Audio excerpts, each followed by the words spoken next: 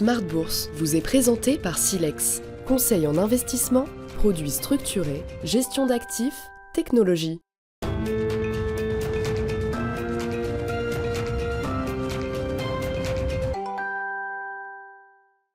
Bienvenue dans Smart Bourse, votre émission quotidienne sur Bismart for Change pour rester à l'écoute des marchés. Chaque jour, du lundi au vendredi, vous nous suivez à 20h30 à la télévision via vos box et vous nous retrouvez tous les jours également en replay sur bismart.fr ou encore en podcast sur l'ensemble de vos plateformes préférées. Au sommaire de cette édition ce soir, une fin de mois et une fin de trimestre même, un peu chahutée, c'est le moins qu'on puisse dire. L'ambiance est décidément risk-off sur les marchés depuis quelques séances maintenant. On avait déjà eu vendredi une séance compliquée, notamment sur les marchés américains qui continuent de souffrir et l'ensemble des marchés d'actions souffrent aujourd'hui. On l'a vu en Asie ce matin, en Europe au cours de la journée et les marchés américains qui continuent de baisser à un rythme assez prononcé. On est toujours sur une baisse de l'ordre de 2% pour le Nasdaq en ce début de séance à Wall Street. Fin de trimestre, risk-off avec sans doute des rebalancements, des prises de profit également sur les trades et les positions gagnantes de ce premier trimestre et puis bien sûr une aversion au risque exacerbée avec la perspective des annonces tarifaires de Donald Trump et de son cabinet le 2 avril, c'est-à-dire mercredi de cette semaine. Plus de précisions dans un instant sur ces mouvements de marché avec Lily Zalkin qui sera avec nous en ouverture de Smart Bourse. Au cours de la semaine, au-delà du 2 avril et du jour de libération, les investisseurs prendront connaissance de différentes données macroéconomiques, l'inflation en zone euro. Nous avons déjà eu de premières estimations pour la France, l'Espagne et l'Allemagne aujourd'hui. Nous aurons le chiffre européen demain et puis ce sera également la semaine de l'emploi américain. Verra-t-on déjà dans ce rapport mensuel sur l'emploi aux États-Unis les premiers stigmates, les premiers impacts de la politique menée par Donald Trump depuis le 20 janvier dernier? C'est toute la question. Nous reparlerons également de Donald Trump dans le dernier quart d'heure, puisque chaque début de semaine, nous retrouvons notre correspondant américain, Pierre-Yves Dugas, pour un quart d'heure américain. Et nous parlerons de pure politique, puisque avant même la clarification sur les tarifs, se tiendront demain 2 élections spéciales en Floride pour remplacer 2 membres de la Chambre des représentants républicains, Chambre des représentants où la majorité républicaine est très fine. Et ces 2 élections spéciales seront donc un événement politique important à suivre dans les prochaines heures et les prochains jours. Nous en parlerons dans ce dernier quart d'heure de Smart Bourse avec Pierre-Yves Dugas.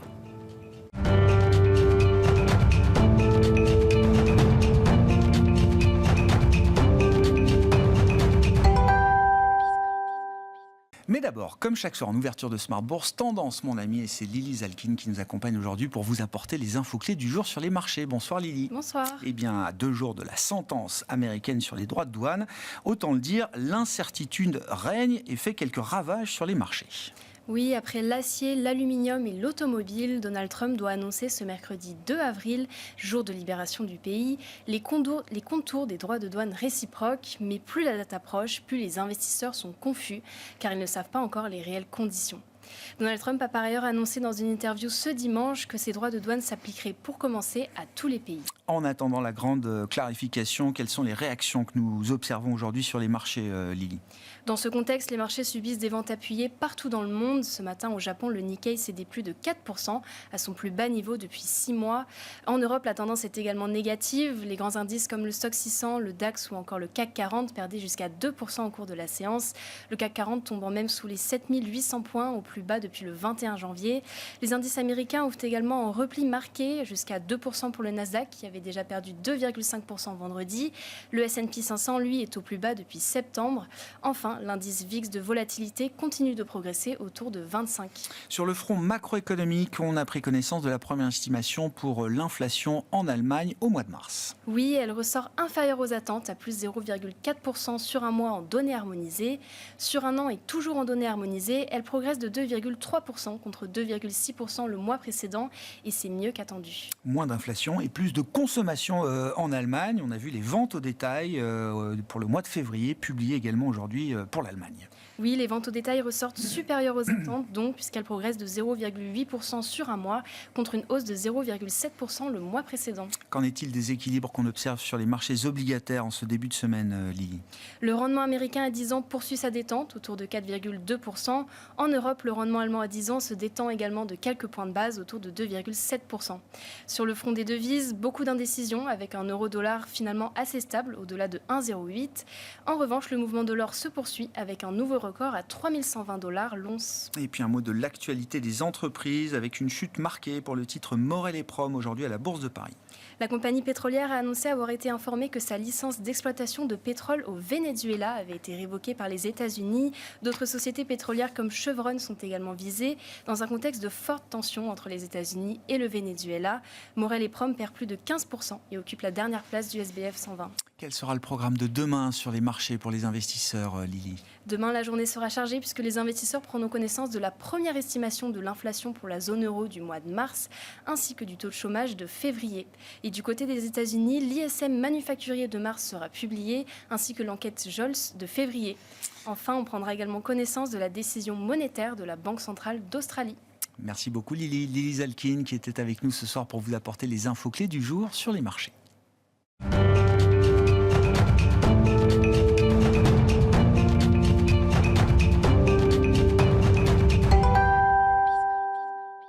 Trois invités avec nous chaque soir pour décrypter les mouvements de la planète marché. Céline Picmal-Prade est à nos côtés, présidente de Picmal Houghton Investments. Bonsoir Céline. Bonsoir Grégoire. Valentine Hénouz nous accompagne, responsable de la stratégie Fixed Income chez Amundi Investment Institute. Bonsoir Valentine. Bonsoir Grégoire. Et ravi d'accueillir Maxime Darmet à nos côtés, économiste senior chez Allianz Trade, en charge notamment des États-Unis, de la France et du Royaume-Uni. Bonsoir Maxime, Bonsoir. Bienvenue.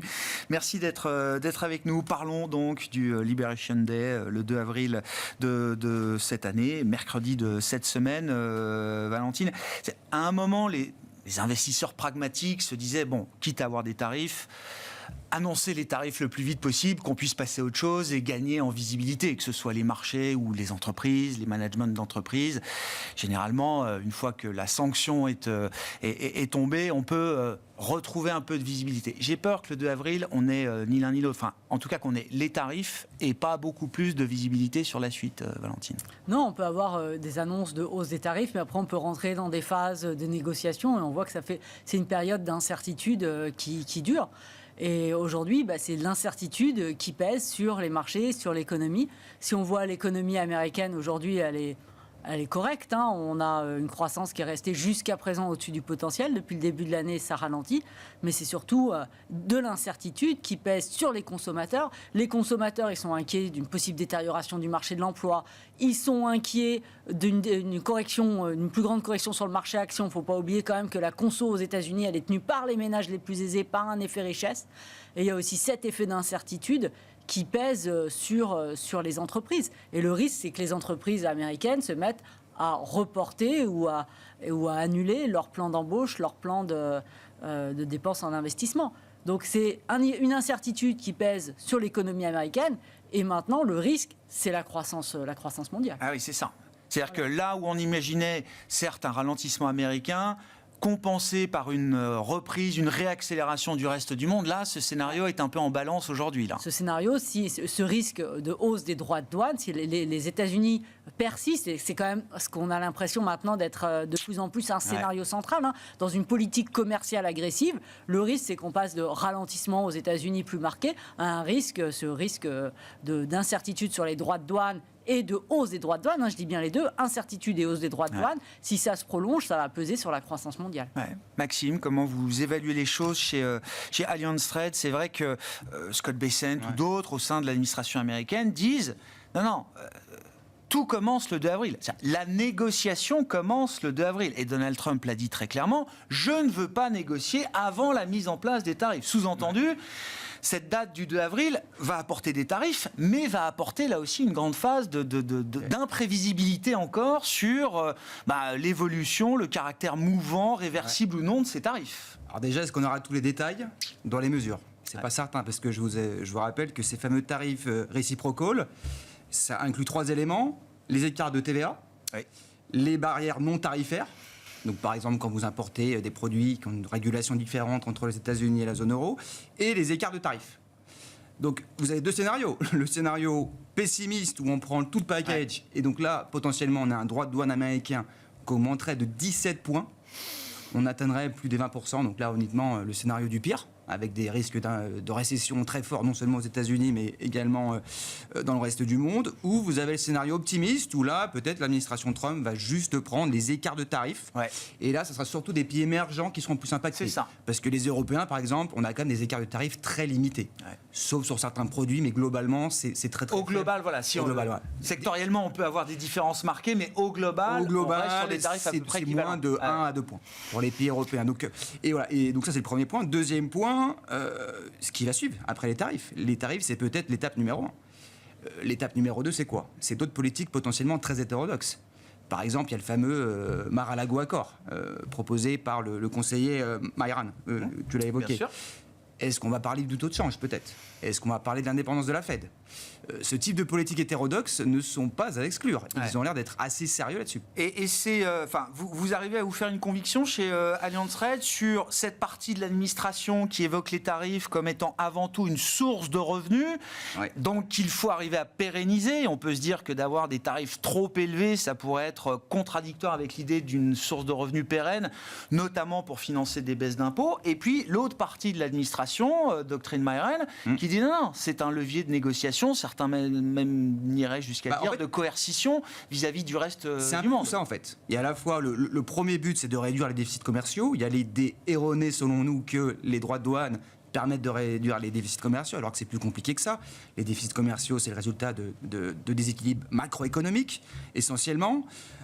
Donc ça, c'est le premier point. Le deuxième point, tu l'as évoqué, effectivement, c'est de générer des sources de revenus pour le Trésor fédéral, financer les baisses d'impôts. Alors actuellement, où on se parle, on a à peu près, on estime 220 milliards de dollars dans les caisses en année pleine, grâce à ces droits de douane. D'accord. Les baisses d'impôts, c'est à peu près 300 milliards, d'après la Chambre des représentants, le projet. Donc, par an. Non, je parle des données annuelles. Donc, on est plus ou moins en train d'équilibrer les comptes. Ceci étant dit, ça ne veut pas dire que le déficit fédéral va se réduire. Non. Il va arrêter d'augmenter. On prévoit, nous, en 2025, une petite réduction. Il restera néanmoins à des niveaux très élevés, ne serait-ce que parce que la charge de la dette continue d'exploser. Les taux d'intérêt restent très élevés, et notamment à cause des politiques de l'administration Trump. Donc il y a une certaine incohérence. On veut réduire le déficit, mais en même temps, on mène des politiques inflationnistes qui maintiennent les taux élevés, donc des déficits fédéraux très élevés. Un point clé aussi pour les économistes, j'imagine, Maxime, c'est quelles seront les réponses des partenaires / alliés / ennemis commerciaux, on ne sait plus trop de l'Amérique dans cette affaire. Plus les réponses seront fermes, dures, définitives, plus le risque sera perdant-perdant pour tout le monde. Absolument. Là, je crois qu'il n'y a pas de doute. Plus les réponses seront effectivement coercitives, plus on aura des impacts importants sur l'économie mondiale. Là, ce qui a l'air de se dessiner, c'est que manifestement, les partenaires commerciaux des États-Unis sont plutôt mesurés. Ils ne sont pas dans la surenchère, ils n'essaient pas non plus de mettre autant de milliards sur la table. Donc, voilà, on n'est pas vraiment dans le scénario du pire, mais sait-on jamais, effectivement, l'Union européenne pourrait peut-être prendre un ton plus agressif. Bon, comment est-ce que tout ça se répercute sur les marchés d'actions mondiaux qui sont votre univers d'investissement, Céline? Bon, la séance du jour, alors c'est une fin de trimestre aussi. Il y a eu quand même des performances positives, parce qu'on est beaucoup focalisé sur les États-Unis, mais quand on regarde les performances en dehors des États-Unis sur le premier trimestre, il y a eu quand même beaucoup de bonnes choses. Donc, comment est-ce qu'on arrive à faire un peu le tri entre la fin de trimestre et les rebalancements, et puis effectivement le risque du 2 avril spécifique là? Et ce qui est très intéressant, Grégoire, cette année, c'est qu'on l'évoquait tout à l'heure avec Valentine, on l'a évoqué à l'instant avec Maxime, dans cet environnement extrêmement incertain du côté des États-Unis, le marché qui a été le plus sanctionné cette année, c'est clairement le marché américain. Ça faisait 15 ans que le marché américain faisait la course en tête. En 2025, pour la première fois, on a un marché américain qui est en baisse. Donc sur on va finir. Je précise. Voilà. Mais quand même, mais c'est quand même assez rare. Ah non, mais c'est sûr. Parce que ça faisait 15 ans que si on voulait investir sur l'élection, la seule chose à faire, c'était de jouer systématiquement les États-Unis. Et bien là, pour la première fois, on a les États-Unis qui baissent avec le SP500 qui va finir à moins 10, le Nasdaq à moins 15. Et de l'autre côté, comme vous le disiez à l'instant, on a l'Europe qui va être à plus 6, plus 7, et puis les pays émergents qui ont eu une belle performance ce trimestre, avec la Chine qui va être à plus 13 et le Brésil à plus 14. Donc on a vraiment une arrivée totalement différente de tout ce qu'on a pu connaître depuis 15 ans. Donc c'est quand même important de le souligner, parce que depuis la crise de 2008, la crise des subprimes, ça avait été vraiment une course frénétique de la part du marché américain. Et c'est la première fois qu'on a ce changement. La question que vous allez me poser, c'est est-ce que ça va continuer? Alors non, mais même avant ça, Céline, non, mais juste sur l'analyse de ce trimestre, parce que au-delà des performances, on a vu des rotations de flux intenses. Oui. Il y a eu chez les investisseurs globaux le besoin de sortir des États-Unis. Est-ce que c'est ça le driver clé qui fait que effectivement on a vu de l'argent se réallouer dans le reste du monde, ou est-ce que c'est l'attrait du reste du monde, et pourquoi pas, qui a pu séduire aussi un certain nombre d'investisseurs dans le jeu relatif des marchés, dans le concours de beauté permanent des marchés? Alors effectivement, on a eu un effet crainte du côté des États-Unis, alors que c'était un petit peu... Et c'était très très facile, il fallait tout le temps acheter du dollar, il fallait tout le temps acheter des États-Unis. Et là, effectivement, on a des investisseurs qui commencent à avoir la peur d'être positionnés sur les États-Unis. Alors, ça, on ne va pas jusqu'au point qu'on avait vu sur la Chine, où on avait la Chine qui est devenue non investissable. J'entends. Mais on a une question qui commence à se poser de la part des investisseurs, qui se demandent, mais finalement, si j'investis aux États-Unis, est-ce que je ne prends pas un risque bien supérieur à celui que j'avais en tête, du côté de la devise, du côté de ma liquidité? Est-ce que ça va être si facile que ça, finalement, demain, de vendre mes actifs? Est-ce que je ne vais pas être obligé, de la part du gouvernement américain, d'acheter tel ou tel actif pour justifier le fait que j'ai eu accès à des actifs américains? Donc, ce sont des incertitudes qui n'étaient pas jamais posé ces questions, anticipées Céline. par le marché. Donc, les là, on se pose des questions sur les piliers du marché américain en tant que tel. Tout à fait. Et donc, effectivement, c'est tout un écosystème qui est remis en cause à un moment où, encore une fois, c'est un petit peu un grain de sable qui arrive dans une machine qui était extrêmement bien huilée. Donc, c'est ça aussi qui joue et qui fait qu'on a une telle ampleur dans le retournement de marché. C'est que tout le monde était positionné du même côté, tout le monde était convaincu qu'il allait rien se passer, tout le monde a ouvert le champagne quand Trump a été élu, donc les investisseurs ont été pris totalement à le biais de confirmation, 2016. Là, effectivement, c'est ça qui a joué, et donc, effectivement, personne n'avait anticipé une telle incertitude. Hétérodoxe, on ne peut rien exclure. C'est exactement ce que la rupture potentielle, ce que disait Valentine également. Ce qui est vraiment très intéressant, c'est que s'ils remettent en question des années d'intégration, ça veut dire quoi? Ça veut dire remettre en question les marges exceptionnelles des entreprises américaines. Et ces marges exceptionnelles, c'est ce qui avait tenu les marchés actions américains depuis des années, où à chaque résultat, on voyait, on regarde quand même les graphiques de marge des entreprises américaines, où ça monte, on se dit mais comment ça monte? Mais en fait, c'était un travail important qui était fait sur l'optimisation des chaînes de production. Donc là, Trump, il est quand même très très destructif, et s'il met fin à cette intégration, ça veut dire moins de belles marges pour les entreprises américaines. Donc s'il va jusqu'au bout de l'histoire, c'est quand même un ralentissement qui se dessine. D'autant plus que les États-Unis n'ont pas la capacité productive de rapatrier toute la production. Donc l'idée de Trump nous semble quand même totalement... On ne peut pas servir le consommateur américain avec la base industrielle américaine et les pénuries aujourd'hui. de main-d'œuvre. Surtout si on ralentit l'immigration. Et en plus, en même temps, d'autres politiques incohérentes, effectivement. Donc l'immigration qui est fortement ralentie. Là, on va voir ce qu'ils font sur l'immigration de travail qualifié. Mais effectivement, il y a un peu des objectifs incohérents entre les taux d'intérêt et l'inflation qui augmente, enfin qui reste élevée du moins pour les taux d'intérêt. La politique d'immigration qui se durcit. En même temps, on veut faire du reshoring. Oui. Donc là, il y a quelque chose qui ne va pas dans la logique trumpienne, si vous voulez. Et on verra jusqu'où le plan peut être déroulé, ou où est-ce que le plan s'arrête de ce point de vue-là. Oui, je vous laisse répondre du coup à votre propre question. Mais cette mécanique que vous avez décrite, qui est aussi une mécanique de flux, effectivement, qu'on a observée au premier trimestre, est-ce qu'elle peut encore avoir du vent dans les voiles, au-delà des incertitudes qui nous attendent et qui s'annoncent encore très élevées, voire peut-être encore plus élevées demain qu'aujourd'hui? Sur les marchés actions, il faut que vous jouiez avec les probabilités. Il ne faut pas aller contre le vent. Et en général, il faut aller là où, effectivement, l'argent arrive. Aux États-Unis, on le disait à l'instant, on a beaucoup d'incertitudes. On a une masse monétaire qui est plutôt en train de se resserrer. On a un problème d'inflation. Et on ne sait pas ce que vont devenir les bénéfices d'entreprise.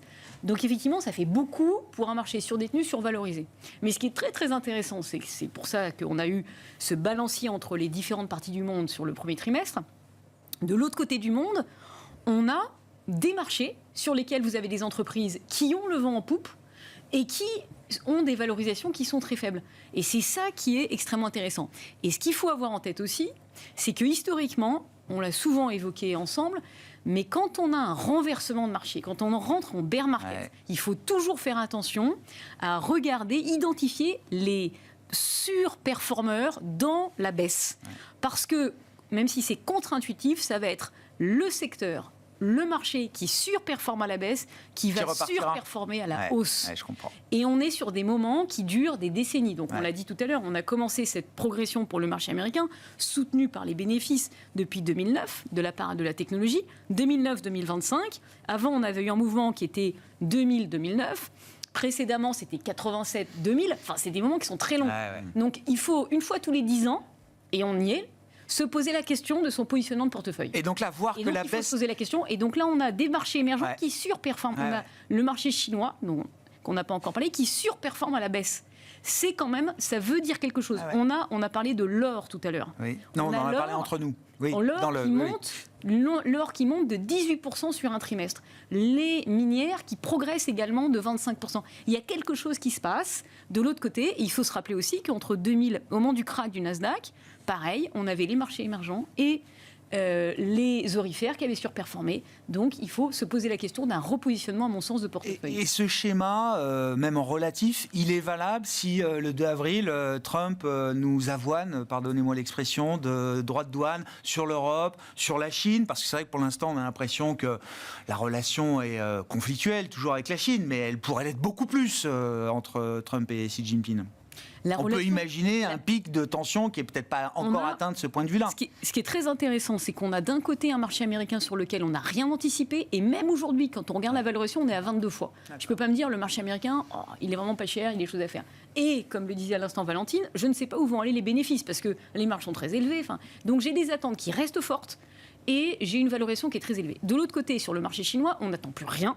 On est tous désespérés. On se dit, ils sont tous nuls. Et donc 20% de tarif, c'est presque une bonne nouvelle, quoi. Et on attend la catastrophe. Et ils nous ont sorti, quand même depuis, parce qu'il y a eu quand même des annonces de la part des entreprises, ils nous ont sorti DeepSeek.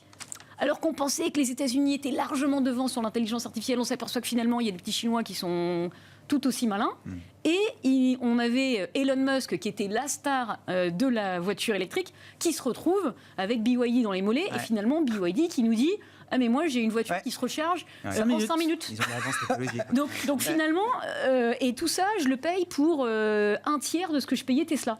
Mais les investisseurs, ils sont en train de se dire, mais je me suis trompé. Il faut que je me repositionne. Il y a des belles sociétés, elles sont ailleurs que ce que je pensais, et il faut me réintéresser à ces marchés-là. Sur la biotech chinoise aussi. Et ça, à mon avis, le repositionnement, il est pas loin d'être équilibré aujourd'hui.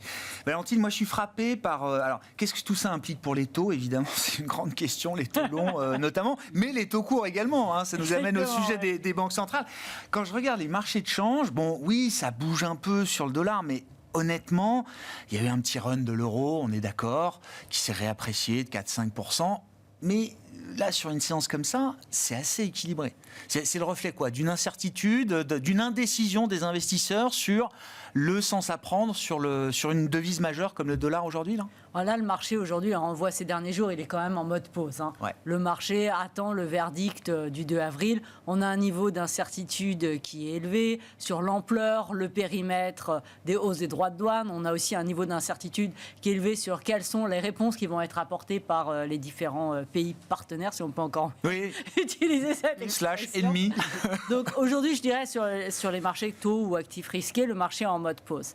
Après, je pense que c'est intéressant, si on regarde par exemple les taux euros, de regarder le marché en fonction des séquences. À moyen terme, on est d'accord, il y a une nouvelle histoire qui est en train de se mettre en place en Europe, une histoire où on anticipe un peu plus de croissance, un peu plus d'inflation. Le plan de 500 milliards sur les dépenses en infrastructure sur l'Allemagne, c'est quand même, ça va changer la donne sur l'économie allemande. Une économie allemande plus forte, c'est quand même une Europe plus forte, même si on peut s'interroger sur des divergences économiques à venir, Europe, Allemagne versus autres pays européens, c'est quand même une Europe plus forte. Donc ça a quand même été très très rapidement, si on regarde la réponse sur les taux, elle a été extrêmement rapide. En 15 jours, on a pris plus 50 points de base, plus 0,5% sur le 10 ans allemand. Et le marché s'y est pas trompé, ça a tenu. C'était pas un... Ça a un peu revenu, mais ça a tenu. L'idée que nous, si on regarde aujourd'hui ce plan de dépenses, ça va changer la donne quand même sur la croissance à moyen terme sur l'Allemagne. Ça veut dire aussi plus d'émissions, si on regarde les 500 milliards, mais si aussi... on ne sait pas vraiment aujourd'hui comment on va les financer, mais si on veut aussi augmenter nos dépenses sur la défense pour passer de 1,9 points de PIB à 3,5 points de PIB, ça fait quand même beaucoup d'émissions en plus. Donc, nous, on estime que je dirais, la valeur d'équilibre pour les 10 ans allemands tourne autour de 3%. Dans cet environnement d'un peu plus de croissance, 3, peut-être même 3,1, bon voilà. Mais ça, c'est à moyen terme. Ouais. À court terme, qu'est-ce qu'on a? Parce que l'impact positif sur la croissance de ces plans, ce n'est pas un impact pour les 6 prochains mois. À court terme, on a quoi? Qu'est-ce qu'on a? Des taux plus élevés, donc ça va quand même continuer de peser sur la croissance, même si on voit s'amorcer une légère reprise du crédit des entreprises. Bon. Mais c'est surtout Trump. Bien sûr. C'est surtout, Bien sûr. je veux dire, on peut parler Bien des sûr. taux, mais la réalité, c'est surtout l'impact de Trump sur la croissance mondiale qui peut jouer pour moi sur les taux. Après, la question pour les banques centrales, elle ne va pas être simple, parce que ça va dépendre quelle est l'inflation que va générer cette politique de Trump. Parce que voilà, donc je trouve que pour l'Europe, le risque d'avoir un vrai retour de l'inflation est quand même beaucoup plus faible qu'aux États-Unis. Donc moi, je suis assez confiante sur le fait que la BCE continue de baisser ses taux. Hein. Nous, on a un taux terminal à 1,75. Je suis assez confortable là-dessus. Donc elle peut quand même faire un pas en dessous de 2%. Si on voit toutes les dernières données sur l'inflation, Allemagne, ouais, très bon. Allemagne, Très bon chiffre, ouais. très bon chiffre. Donc on est quand même assez confiant sur le fait, même si la BCE adopte un ton un peu plus prudent, Oui. on est quand même confiant sur le fait que la BCE continue de baisser ses taux. Pour la Fed, elle peut se retrouver face à un dilemme de moins de croissance, plus d'inflation. Après, la question va être, est-ce que cette inflation, elle est transitoire ou pas, l'inflation générée par la hausse des droits de douane? Le scénario central, c'est qu'elle pourrait être transitoire, que le choc de prix Alors, pourrait être pour l'instant, transitoire. C'est ce qu'ils avaient dit en 2020. Oui, C'est ce qu'ils ont gardé en scénario J'étais étonné central. par le manque d'humilité du président de la Fed. Hein. Sur sa dernière réunion. Oui, quand il utilisait le mot transitoire. Ils ont dit que c'était un base case. Oui, Donc c'était quand même un scénario central avec des scénarios de risque. Même si Donc, le taux de plot était un peu plus hawkish que beaucoup ont dit, hein, puisqu'il y a de plus en plus de membres du FOMC qui anticipent zéro baisse de taux. Hein. La question, c'est de la durée, c'est la durée du Après, transitoire. Voilà, exactement. Et après, le risque qu'ils veulent prendre par rapport à leur crédibilité. Parce que comme on vient exactement de souligner, l'épisode Covid où leur crédibilité a été mise à mal n'est quand même pas très très loin. Non. Donc, et puis, ce qu'on peut discuter, c'est rapatrier les chaînes de production. Ça ne va pas se faire en 6 mois. S'ils veulent vraiment le faire, c'est une histoire de 3 ans, 3 à 5 ans. Donc ça veut dire des pressions sur les coûts qui vont durer. Donc cette inflation, elle peut peut-être un peu perdurer. Après, qu'est-ce qui va l'emporter de la croissance et de l'inflation? C'est pas évident. Moi, je suis quand même de l'avis que si on continue, on persiste sur cette voie, même aux États-Unis, c'est quand même la croissance qui va vraiment souffrir. Qui va souffrir le plus? C'est quoi le risque principal là, sur la macro américaine? Est-ce qu'on parle d'un soft landing, enfin, j'allais dire, qui n'a jamais eu lieu, puisque ça fait 2 ans que l'économie américaine est au-dessus du potentiel? Est-ce que là, enfin, on arrive à revenir un peu en dessous du potentiel sans aller trop loin non plus dans le rouge? Ou est-ce que les choses n'étant pas forcément linéaires, le vrai risque principal est celui d'un atterrissage en douleur? Oui, clairement. Alors, il faut bien se rappeler que ce qui a soutenu la surperformance de l'économie américaine, c'est 2 choses. C'est l'immigration forte, on l'oublie, et la politique budgétaire. Des déficits colossaux, plus de 6-7% du PIB. Hein. Donc c'est ça qui a alimenté la croissance, la surperformance américaine. Donc là, un de ces leviers commence à se tarir. On en a parlé, l'immigration. Le fiscal, il y a des baisses de dépenses fédérales menées par Elon Musk, même s'il ne faut pas surestimer ses coûts budgétaires. Hein. Ce n'est pas non plus ça qui va faire changer la donne. Donc voilà, donc il y a certains moteurs qui commencent à se gripper. Les marchés financiers sont dans le rouge. On a évoqué les effets richesse négatifs, hein, notamment pour les ménages américains qui ont vu des années de forte hausse de leur actif financier. Là, d'un coup, ils voient les valeurs se corriger assez nettement. Donc nous, Allianz Trade, on est plutôt sur un scénario d'une économie américaine qui ferait du surplace au premier semestre. D'accord. Avec des risques nettement baissiers.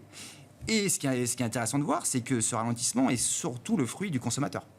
Donc c'est vraiment dans les enquêtes qu'on voit, c'est le consommateur, là vraiment, ça s'effrite beaucoup. Là, c'est le moral qui baisse. C'est le moral la vibe qui retombe. Parce que, on l'a évoqué aussi, le marché de l'emploi risque de se détériorer, mais surtout le consommateur voit les hausses de prix. Donc c'est vraiment ce qui revient, le consommateur voit les hausses de prix. Il a déjà vu les hausses de prix 2022, 2023, on lui refait le coup. Donc le moral du consommateur américain peut lâcher. Après, pour l'instant, on n'est pas dans un scénario noir, nous, dans la mesure où l'économie américaine reste quand même, en termes de bilan financier, relativement solide. Les ménages ont quand même des bilans assez solides. Hein.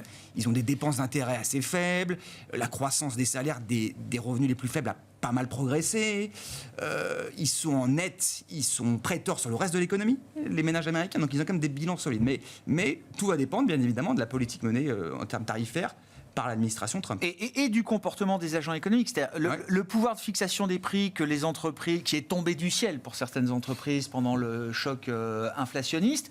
Est-ce que ces entreprises-là peuvent reproduire ou garder, conserver, regagner du pouvoir de fixation des prix dans une deuxième vague d'inflation éventuelle? Ça dépend des secteurs. Le secteur de la distribution, retail, par exemple, a très peu de marge. Donc là, ils vont devoir... Pour eux, c'est fini, quoi. On ne pourra pas repasser les hausses de prix comme on l'a fait sur la période 22-23. À mon avis, ils vont devoir prendre un parti dans les marges. Il y a des secteurs plus résilients comme l'IT, par exemple. Eux, ils mettent beaucoup plus dans les prix. Donc ça va vraiment, il y a vraiment une logique sectorielle qui va jouer, je pense. Et pour l'arbitrage de la Réserve fédérale américaine, qui est alors nous, on pense clairement dans ce type de choc qui est le pire des chocs, c'est vraiment un choc négatif sur la croissance et positif sur l'inflation. Que vous dit les manuels d'économie première année, je m'en rappelle. Leçon 1, Voilà, 101. Chapitre 1, leçon 1. La Banque centrale ne fait rien. D'accord. Donc ni augmenter les taux, ni baisser les taux. Elle doit laisser passer la vague inflationniste. Donc nous, on pense que la prochaine baisse des taux n'interviendra pas avant novembre. Ah ouais, fin d'année. Et on voit qu'une baisse de fin d'année. Et encore, je pense qu'il y a même un risque qu'il n'y a pas de baisse de taux du tout en 2025, puisqu'on part d'un niveau d'inflation élevé. On part de salaires qui ont un rythme de croissance assez élevé et d'anticipation d'inflation très élevé aussi. Donc le cocktail n'est pas bon pour la Fed. Elle ne peut pas l'ignorer. Donc selon nous, vraiment au plus tôt 2025. La lutte contre l'inflation prendra... Donc le put est loin, quoi. Le put est assez loin, là. Très certainement. Très certainement. Valentine, d'accord avec ça? Les anticipations d'inflation, elles ont remonté très très fortement pour les consommateurs. Après, sur les marchés, elles sont restées relativement stables, si on regarde le 5 ans. Après, c'est les consommateurs qui comptent vraiment, parce qu'après, si vous anticipez plus d'inflation, vous négociez plus de salaire, et donc là, le risque d'une boucle prix-salaire commence à s'installer. Donc nous, on regarde vraiment plus ce qui se passe sur les côtés consommateurs, voire entreprises, plutôt que marché financier. C'est plus volatile. Après, je pense que ce qui est quand même assez intéressant, c'est est-ce que les entreprises vont avoir cette capacité d'augmenter les prix dans un environnement où la demande est plus faible, dans un environnement où le déficit, il n'y aura pas le même soutien à la consommation qu'on a eu pendant le Covid, dans un environnement où le marché action va corriger, et dans un environnement où on va avoir des marchés de l'emploi aussi qui peuvent se détériorer. Parce que même si l'économie américaine crée des emplois, plus 150 000, on voit quand même que le taux de démission est quand même largement inférieur au niveau d'avant Covid. On voit quand même que les secteurs sont beaucoup plus créés sur les secteurs à bas salaire, la santé, la logistique, mais tous les secteurs sensibles à la croissance ou les secteurs à valeur ajoutée comme la tech, il y a plutôt des destructions d'emplois que des créations. Et puis bon, évidemment, dans tout ce qui est job d'État, on voit que ça commence à baisser, ça c'est évident, on comprend. Mais voilà, on a quand même un environnement où il y a quand même une demande qui peut être potentiellement beaucoup plus faible que dans la période Covid, c'est-à-dire beaucoup plus de difficultés pour les entreprises de passer les augmentations de prix. Après, il y a des secteurs, on prend par exemple le secteur auto, parce que c'est quand même très emblématique aujourd'hui, les tarifs, les hausses de droits de douane de plus 25%, ça veut dire plus 10 000 sur chaque voiture. C'est les chiffres qui circulent aujourd'hui. C'est plusieurs milliers de dollars sur un modèle. Est-ce que les marges des constructeurs auto peuvent se permettre d'absorber? Pas vraiment. Donc ils n'auront pas le choix. Donc ça va se traduire quoi? Par une baisse des ventes. Donc, et des prix de l'occasion qui vont se remettre à flamber, des prix d'assurance derrière automobile qui vont se remettre à flamber. Je me souviens que dans le CPI, c'est toujours des points importants. Enfin, ça peut vite se voir dans des indicateurs statistiques, en tout cas. Donc ça va se traduire, pas forcément par des baisses de marge, mais par un ralentissement fort de l'activité. Bon. Vos commentaires, Céline, si vous souhaitez. Non, mais moi je suis tout à fait d'accord avec ce que vous avez dit. Je pense qu'effectivement, de toute façon, globalement, quand on est dans un environnement incertain, le consommateur, il a tendance à épargner plus, ce qui finalement amène à plus de chômage. Et puis, quand on a plus d'incertitudes, le chef d'entreprise, qu'est-ce qu'il fait? Il n'investit pas, il pose le crayon. Donc les deux combinés, ça va pas être bon. Et donc je pense qu'on est encore beaucoup trop optimiste pour ce qui est de la croissance américaine, qui risque, à mon sens, d'avoir un énorme, de surprendre négativement. Gros trou d'air. On n'est pas au bout des surprises négatives là sur les États-Unis. Et normalement, c'est ce qui me chagrine un petit peu, on devrait avoir une baisse des bénéfices d'entreprise quand on a un ralentissement économique, alors qu'aujourd'hui, on attend toujours une progression. On le voit pas encore. Autour des deux chiffres sur les bénéfices américains. Et quand on écoute FedEx, on écoute Walmart, on écoute Delta Airlines, on les écoute tous, ils nous disent tous il y a des incertitudes macro, les clients ne viennent plus dans les magasins.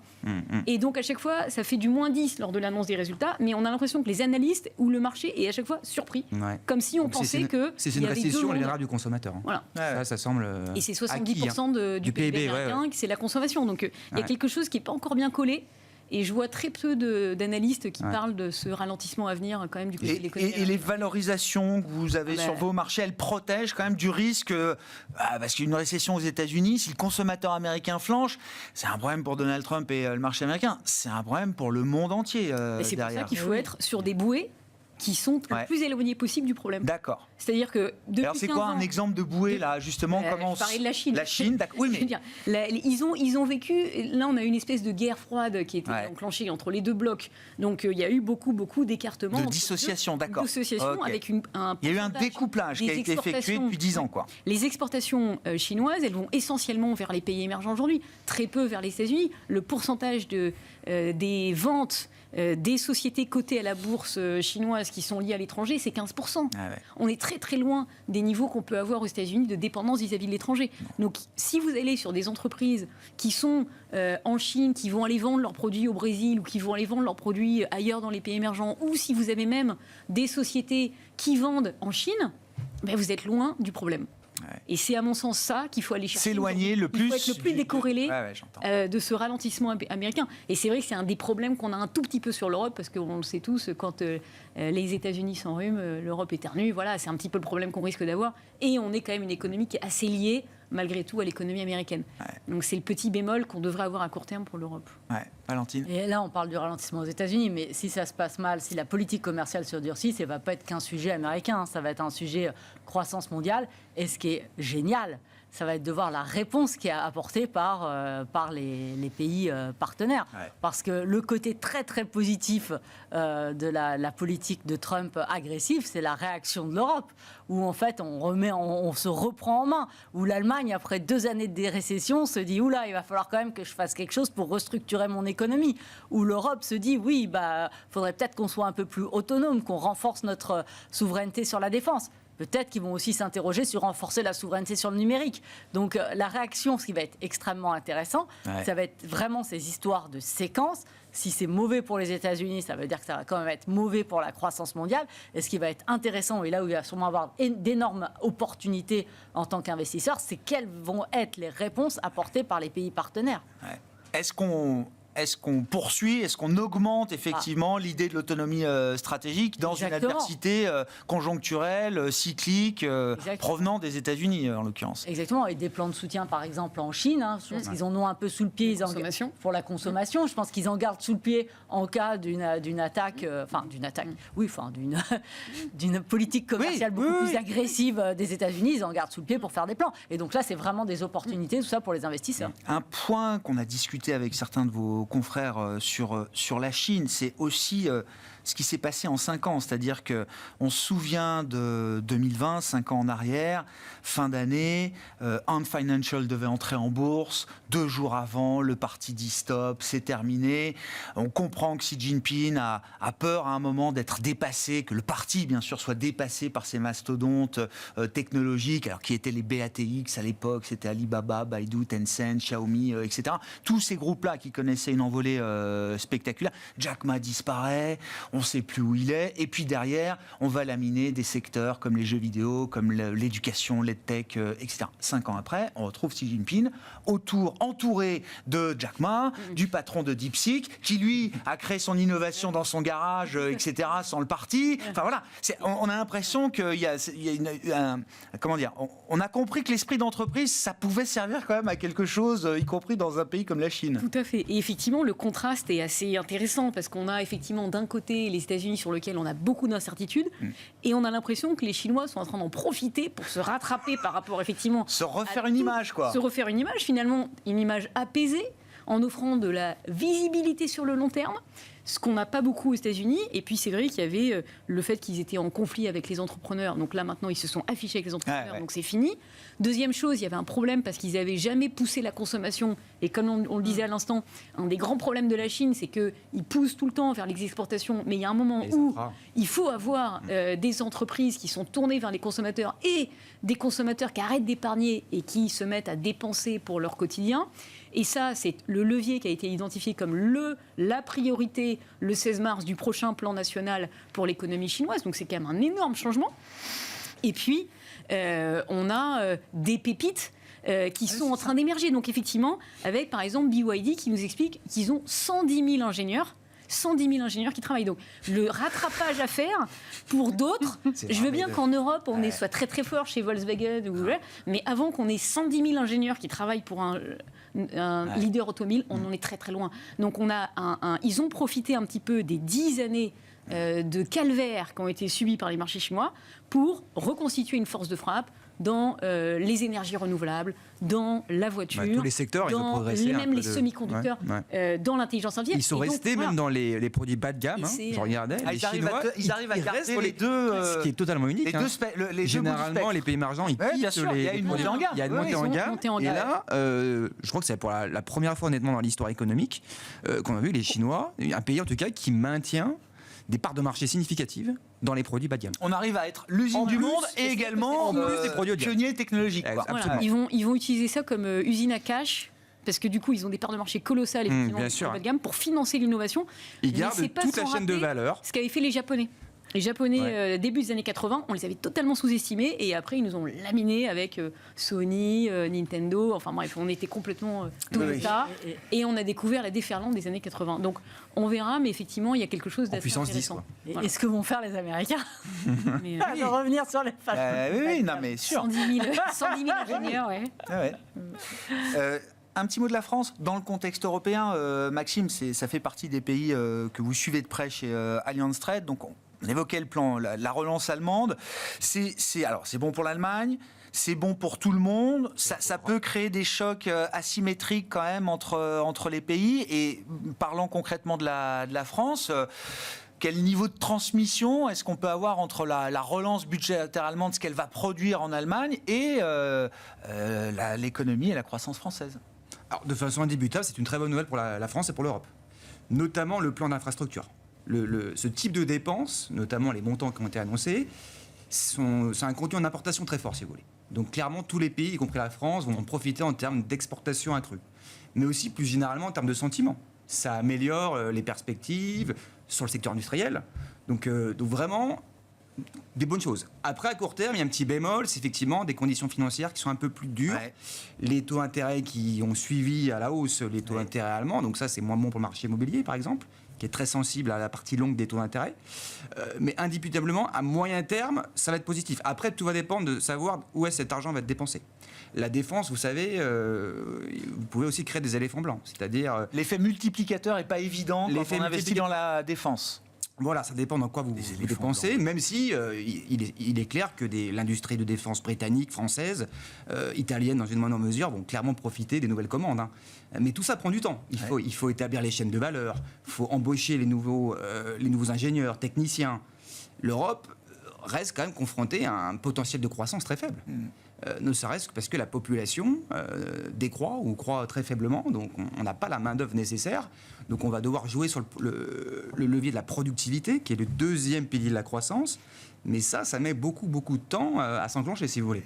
Donc vision positive, mais c'est plutôt du moyen terme. Sur le court terme, on reste assez prudent. L'Europe n'a pas changé d'un claquement de doigts, quoi. Ça va dans le bon sens, les infrastructures notamment.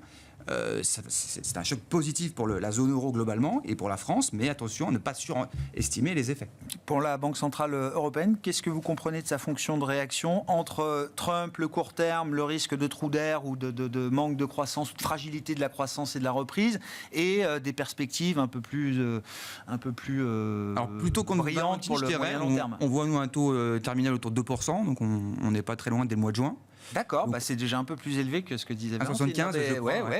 Mais bon, chaque quart de point peut compter quand même dans cette affaire. Globalement, la BCE est quand même bien placée pour baisser encore les taux, relancer la croissance, l'inflation. Et 2%, c'est bien alors? 2% nous semble un taux terminal. Ça soutient ou pas?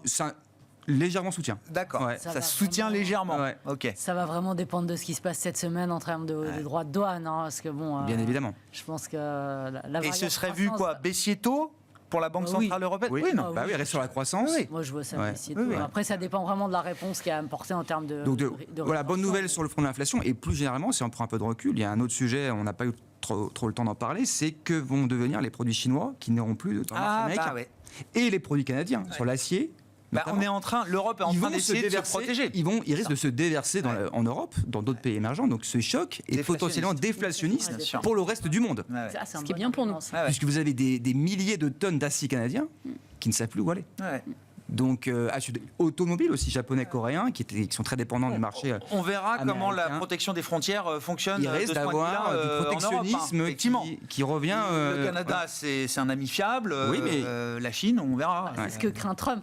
Trump, il craint maintenant des alliances entre les pays partenaires. Et ce serait la réponse la plus positive qu'on puisse amener à cette guerre commerciale. C'est pour ça qu'on verra ce qu'il en est des tarifs universels et réciproques. C'est vrai que s'il veut tout patcher, effectivement, ce sera un tarif pour tout le monde. C'est pour ça que cette période d'incertitude va durer. Le temps que tous ces équilibres se remettent en place, c'est pas quelque chose qui va se faire en 2 mois. Avec des niveaux d'incertitude selon tous les modèles des économistes qui ont déjà explosé tous les records, y compris ceux de Trump 1.0. Dernière question, Valentine, parce que je reviens sur le choc de taux en Europe lié aux nouvelles perspectives allemandes. C'est toute la courbe qui a monté et l'ensemble de la courbe de manière assez homogène. Est-ce que il faut imaginer quand même que les spreads puissent se réécarter entre l'Allemagne et d'autres pays à un certain stade. Alors, sur la courbe, déjà, on avait même les anticipations de baisse de taux de la BCE avaient été réduites. Les investisseurs se sont dit on va peut-être devoir moins baisser les taux vu qu'on aura un peu plus de croissance.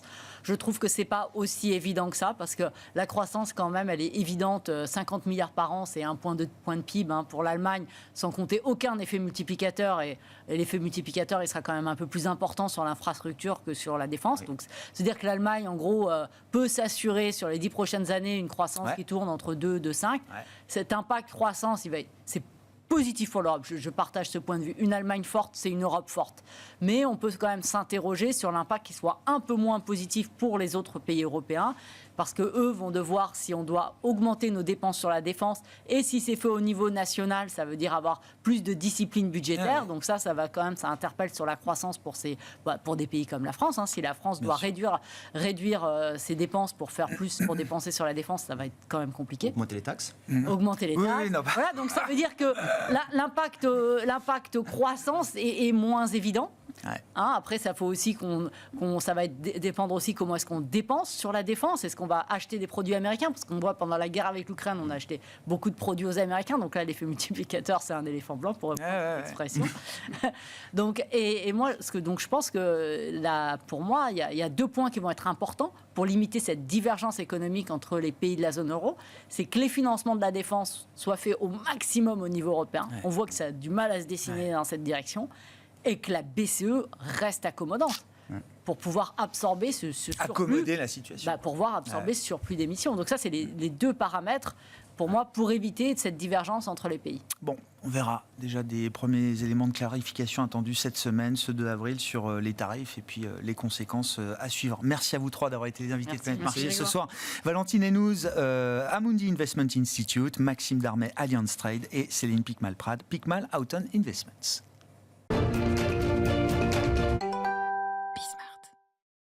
Le dernier quart d'heure de Smart Bourse, chaque soir, c'est le quart d'heure thématique et chaque lundi, en début de semaine, le thème, c'est celui des États-Unis et de l'actualité politique et économique américaine. Le quart d'heure américain avec notre correspondant américain à distance avec nous, Pierre-Yves Dugas. Bonsoir Pierre-Yves. Merci beaucoup d'être là. Pierre-Yves, vous avez raison de le noter dans la séquence qui va se dérouler tout au long de la semaine. Avant le 2 avril, il y a le mardi 1er avril qui sera un jour d'élection spéciale en Floride pour renouveler 2 sièges de membres de la Chambre des représentants, 2 membres républicains de la Chambre des représentants, Pierre-Yves. Et oui, 2 sièges qui correspondent à des circonscriptions qui avaient été largement remportées par Donald Trump au mois de novembre.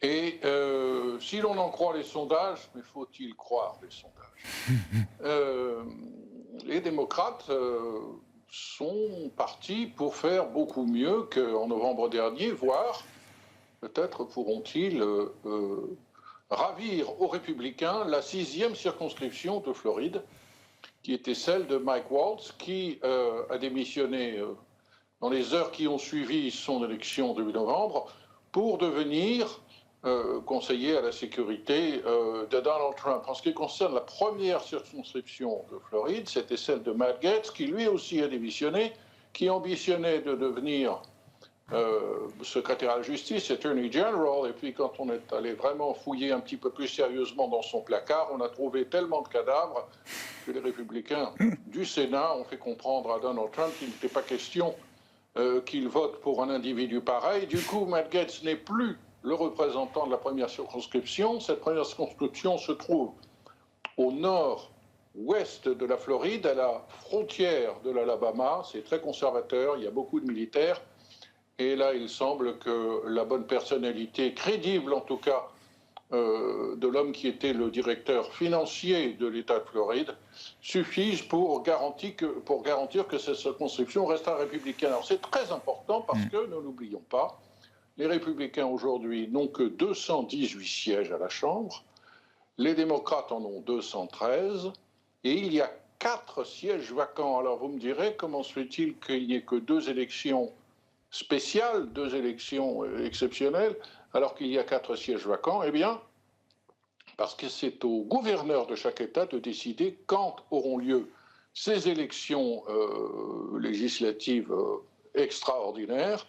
Et le gouverneur du Texas n'est pas pressé de convoquer les électeurs pour le siège vacant qui appartenait à quelqu'un qui est décédé depuis. Même chose en Arizona où le gouverneur hésite pour le moment. Mais ce qui est particulièrement intéressant, c'est de voir qu'un siège de la 21e circonscription de l'État de New York, celui de Elise Stefanik, n'est pas à pourvoir. Elise Stefanik, là encore, avait annoncé qu'elle démissionnerait de son poste de représentant parce qu'elle s'était illustrée de manière assez brillante au moment des auditions publiques qui ont été humiliantes pour la direction des grandes universités américaines, Yale, Harvard, etc., et qu'elle avait été présélectionnée par Donald Trump pour devenir ambassadrice des États-Unis aux Nations Unies. Et quand les républicains, il y a quelques jours seulement, se sont aperçus que cette élection spéciale de la 21e circonscription de l'État de New York risquait de mal tourner pour eux, Elise Stefanik s'est découvert une passion pour continuer de défendre les intérêts de ses électeurs de l'État de New York et met de côté le poste qu'elle ambitionnait aux Nations Unies. Cela est immédiatement interprété comme la perception d'une forte inquiétude de la part des républicains qui ont gagné mieux qu'ils ne le pensaient les législatives et les présidentielles de novembre, mais qui, aujourd'hui, en ce début du mois d'avril, se rendent compte que leur popularité n'est plus ce qu'elle était. Alors il faut rappeler une chose importante dans les élections américaines, c'est que particulièrement en cette période trumpiste, Donald Trump gagne des élections parce qu'il fait voter pour lui des gens qui ne voteraient pas. Mais que quand on est dans le cadre d'une élection anticipée, enfin d'une élection spéciale, cet effet de mobilisation de Donald Trump n'est pas là. On ne va voter que pour un représentant, pas pour Donald Trump. D'où l'importance accordée par Donald Trump dans cette élection. Il est intervenu dans les 2 circonscriptions de Floride, par téléphone, devant des centaines de supporters, pour expliquer qu'il était très important de voter pour les candidats républicains et que ces derniers pourraient aller à la Maison-Blanche et lui téléphoner à tout moment pour défendre les intérêts de leurs électeurs. On prend ça très au sérieux parce qu'il y a un enjeu national. Si les républicains perdent encore quelques voix à la Chambre des représentants, l'essentiel des promesses électorales de Donald Trump risque de passer à la trappe. Il s'agit, de la reconduction des baisses d'impôts qui avaient été votées en 2017 et qui vont expirer fin 2025. Il faut absolument que le Congrès vote cette reconduction si la promesse de Donald Trump doit être tenue, une réforme du système de l'immigration et, petit détail qui intéresse beaucoup les gens qui suivent Smart Bourse, le relèvement du plafond de la dette qui devra intervenir en juillet-août. Oui, effectivement, un enjeu très très important que cette fine majorité à la Chambre des représentants pour le Parti républicain et donc 2 élections spéciales notamment à suivre en Floride avant même les annonces tarifaires. L'autre sujet, Pierre-Yves, c'est la vitesse à laquelle les esprits animaux se sont refroidis aux États-Unis quand on voit toutes les enquêtes, alors auprès des ménages en l'occurrence, passer d'un optimisme débridé en novembre dernier lié à un pessimisme fin du mondisme dans les dernières enquêtes du mois de mars. Comment on passe d'un état d'esprit à l'autre aussi rapidement, Pierre-Yves? Vous vous souvenez, il y a un an, le New York Times, il y avait longtemps qu'on n'en avait pas parlé, le Washington Post, CNN, mes médias favoris, vous voyez, Grégoire, nous expliquaient que l'économie allait très bien, que Joe Biden était parfaitement en charge, que toutes ces rumeurs selon lesquelles il était fatigué, il dormait tout le temps, ce n'était pas vrai du tout, que l'économie américaine allait très bien, que l'inflation était en voie de résorption, et que ce pessimisme des Américains, qui entraînait une montée de la popularité de Donald Trump et des républicains, que ce pessimisme était tout à fait injustifié et irrationnel, et qu'il était entretenu par la mauvaise foi de Fox News. Aujourd'hui, on a le phénomène inverse. Les mêmes médias ont absolument besoin que l'Amérique tombe en récession. C'est nécessaire pour valider leur virulente opposition à tout ce que fait de manière brouillonne, précipitée et outrancière Donald Trump depuis 2 mois. Et ils veulent une récession, ils souhaitent une récession, ils veulent que les fusées de SpaceX explosent en vol. C'est important pour valider la thèse selon laquelle le Trumpisme est un danger pour la démocratie américaine. Et là, je ne fais que citer les lignes quotidiennes du Washington Post et du New York Times. Alors, que constate-t-on? Les Américains sont extrêmement inquiets, et cette incertitude créée par la politique changeante de Donald Trump en matière tarifaire, en matière de droits de douane donc, contribue à la confusion et à l'inquiétude des entreprises, des épargnants, notamment en bourse, et des consommateurs, c'est indéniable. Le marché du travail ralentit, le chômage remonte un petit peu, on est toujours à un niveau correct, et la croissance ralentit sérieusement. On risque d'avoir au premier trimestre une croissance de l'ordre de 0,3-0,4% peut-être en rythme annuel, ce qui est beaucoup moins glorieux que les 3 et quelques que l'on observait à la fin de l'année dernière. Et puis l'inflation, qui, Donald Trump lui-même le reconnaît, était une des raisons fondamentales de la défaite des démocrates. Cette inflation, elle ne baisse plus. Et on peut même défendre la thèse qu'elle est en train d'accélérer un petit peu à nouveau et qu'elle risque d'accélérer, ne serait-ce que de manière transitoire, adjectif ô combien dangereux, si les droits de douane qui nous sont promis par Donald Trump et dont il va rajouter une couche le jour de la libération du 2 avril, si ces droits de douane sont mis en œuvre. D'où une réelle inquiétude, une démobilisation des républicains et la possibilité, et on l'observe dans toutes les enquêtes d'humeur des Américains, que ce ralentissement de la conjoncture inquiète les anticipations, le moral des Américains sont tombés au plus bas depuis 2022. Et c'est présenté comme une catastrophe. Je rappellerai tout de même qu'en 2022, Joe Biden était président et qu'en 2022, les mêmes journalistes nous expliquaient que tout allait très bien. Bon, c'est intéressant. L'enquête de l'Université du Michigan, notamment, alors qui est très polarisée entre démocrates et républicains, mais c'est vrai que les dernières mesures montrent quand même une baisse de morale assez concomitante entre les partisans démocrates et les partisans républicains. Les deux sont affectés. Loin de moi la volonté de nier l'évidence du ralentissement de la consommation et de la forte inquiétude des consommateurs américains, créée en partie par l'incroyable violence de la politique mise en œuvre par Donald Trump depuis le 20 janvier. Ce n'est pas mon propos. Je veux simplement relativiser les choses et rappeler qu'il y a un an, c'était l'inverse. En 2008-2009, le moral des consommateurs américains s'est effondré et la consommation a suivi. L'an dernier, le moral des consommateurs américains a plongé, mais la consommation a continué de grimper.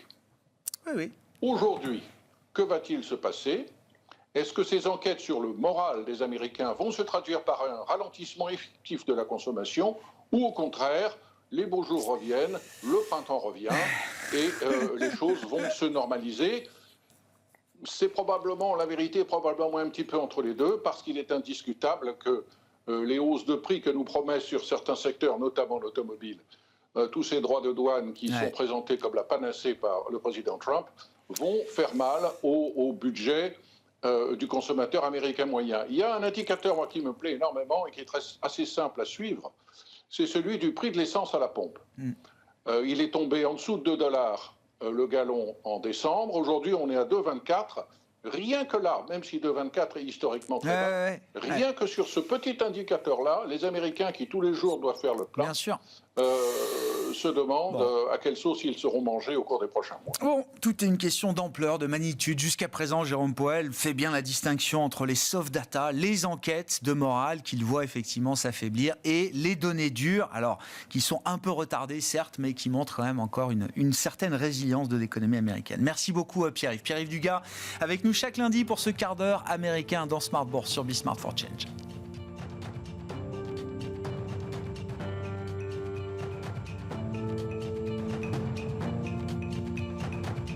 Smart Bourse vous a été présenté par Silex, conseil en investissement, produits structurés, gestion d'actifs, technologie.